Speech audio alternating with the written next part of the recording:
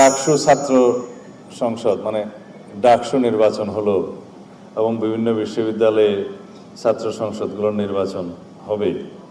এই নির্বাচনগুলোর ট্রেন্ড কি এবং এই নির্বাচনের ফলাফল সম্পর্কে আপনাদের মন্তব্য। আমি আজকে ব্যক্তিগতভাবে অভিনন্দন জানাই যারা ডাকসু নির্বাচনে জয়ী হয়েছে তাদের। এটাই গণতন্ত্রের রীতি। কিছু ত্রুটি বিচ্যুতি নির্বাচনে হয়েছিল, যেহেতু যাত্রা অনেক বছর পরে হয়েছে, কিন্তু ত্রুটি বিচ্যুতি ছিল। কিন্তু পত্রিকায় দুই একটি পত্রিকায় দেখলাম যে ছাত্র শিবিরের প্যানেল জয়ী হয়েছে।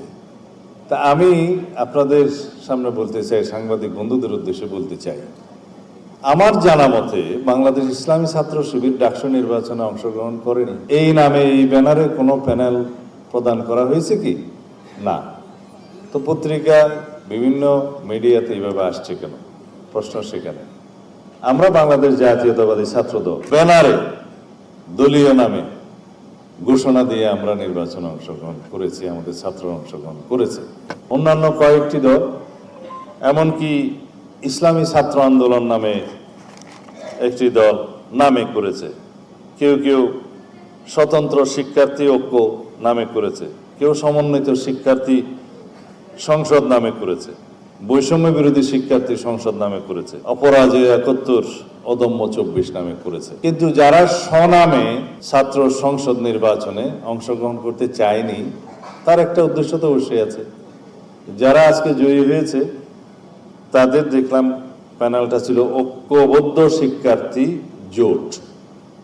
সেই ব্যানারে যারা জয়ী হয়েছে আমি আবারও ব্যক্তিগতভাবে তাদেরকে অভিনন্দন জানাই। আমাদের 2024-এর ছাত্র গণ অভ্যুত্থান পরবর্তী সময়ে আমাদের সবচেয়ে বড় সংগ্রামের নাম হচ্ছে, আমরা আরেকটি সংগ্রামে লিপ্ত আছি।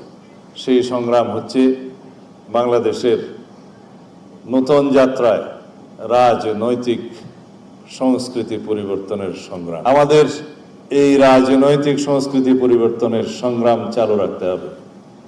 নতুন রাজনৈতিক সংস্কৃতির ধারা প্রচলন করতে হবে। সেই সংস্কৃতি কি? গণতান্ত্রিক সংস্কৃতি, সহনশীলতার সংস্কৃতি, সহমর্মিতার সংস্কৃতি। এবং সহনশীলতা সহমর্মিতার মধ্য দিয়ে আমরা পরস্পর রাজনৈতিক দলসমূহের মধ্যে আমরা প্রতিযোগিতা করব।